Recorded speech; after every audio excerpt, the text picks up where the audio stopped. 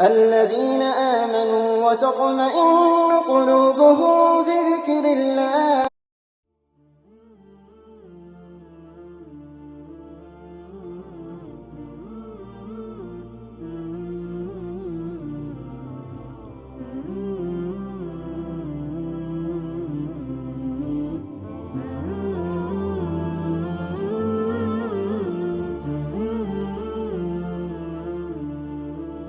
The story is about Urwah ibn Az-Zubay ibn Awwaam radiallahu anhuma. Urwah was a man with a golden ancestry. His father is Az-Zubay ibn Awwaam, one of the 10 promised people to go to Jannah. The companion who Umar radiallahu anhu chose, out of the 6 people that he chose when he was stabbed to choose the destiny of this ummah after he dies. His mother is Asma bint Abu Bakr. That makes his maternal grandfather Abu Bakr as-Siddiq radiallahu anhu. His paternal grandmother was Safiya bint Abdul Muttalib. If his mother is Asma, that means his aunt is Aisha radiallahu anha. That's why he used to enter upon Aisha, if you know hadith, where he used to narrate from her hadith and used to learn with her, and he became, because of that, one of the top 7 fuqaha in Medina. May Allah honor this ummah with the likes of Aisha and Asma, who play their proper model role in raising revivers and mujahideen for this ummah. When he grew older, after the death of the Messenger sallallahu alaihi wasallam, he remained in Medina. He decided to visit Bilad al-Sham. During his journey, or possibly before, he was infected with some kind of disease in his foot that began to spread during the journey, where it reached the shin area. The shin, somewhere between the knee and the ankle. When he arrived in Bilad al-Sham, they brought him the doctors who told him, this leg needs to be amputated. Otherwise, it's going to spread and kill you. And back then, they used alcohol for anesthesia. That's what reduced the pain when they operated these kind of surgeries. Urwah held himself to a higher standard. If it was permissible such circumstances for normal people, it's not something Urwah would allow upon himself. He held himself to a higher standard. And this is our point here. Here's our point. He said, let me make salah. And when you see me get into my salah, amputate my leg as you wish. You know what he meant by that? What he meant is, let me get into my salah, let me stimulate and rev up my raghba and rahba and khushu', and then amputate my leg. Why, Urwah?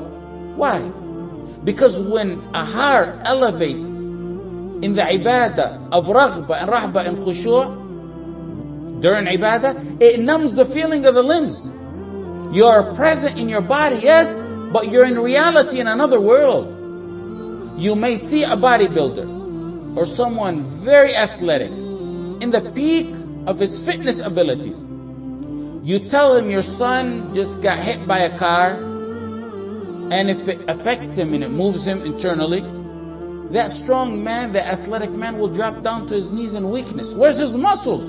Where's his athletic abilities? The heart feeling overwhelms and overpowers his physical strength and paralyzes the limbs. While Urwah was deep in his raghba and rahba and khushu', and this is how precisely the story goes. They cut with a knife, and it's by a bone area. It's by the shin area. When they got to the bone area, they heated a saw and began to saw it off. First cut, then saw.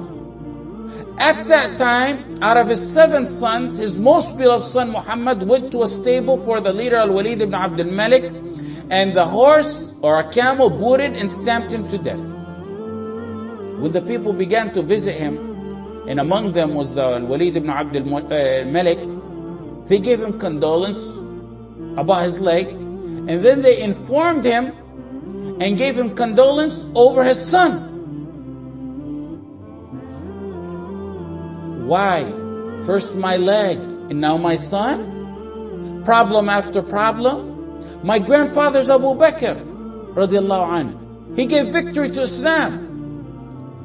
I'm one of the top 7 fuqaha in Medina. Why me?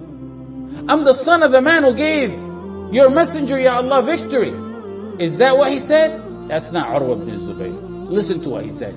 He said, Allahumma kanu sab'a, fa'akhadhta wahidan wa abqayta sitta. Oh Allah, they were 7. You took 1 and you left me 6. He means about his sons. He had 7. He took 1. He said, you left 6. Look at the positive thinking. You've been so gracious and kind to me, Ya Allah. وَكُنَّا أَرْبَعًا فَأَخَذْتَ وَاحِدًا وَأَبْقَيْتَ ثَلَاثًا.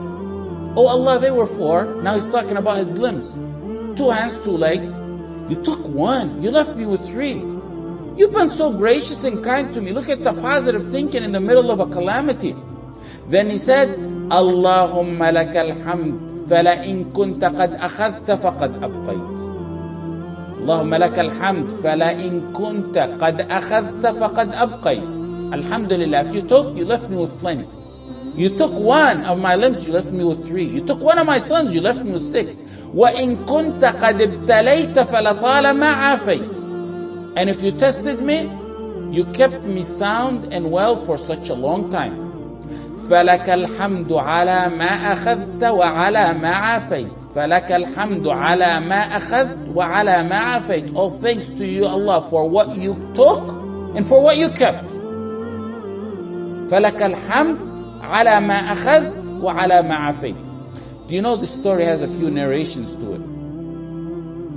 And what will stun you is the addition in Ibn Abi Dunya. He said that night that happened, he lost his leg and he lost his son, he did not miss his qiyam. Take a break, Urwah. Mourn your son and wait till your pain eases, then resume your night's recitation. These were men who were born for the akhirah. He didn't miss his night recitation that night. And it gets more amazing. And I remember mentioning this in one of the first Jum'ah khutbahs I gave. It had to have been one of the first 10 that I delivered maybe 20, 25 years ago.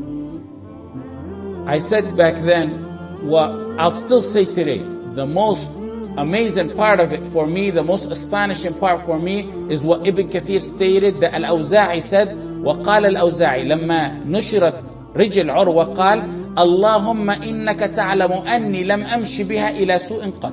اللهم إنك تعلم أني لم أمشي بها إلى سوء قط.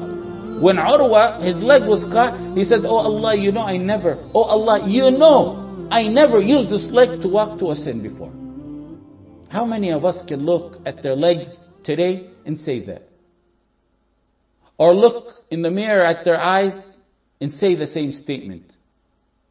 Or at their tongues or at their hands and say, Allah, you know we never use this word.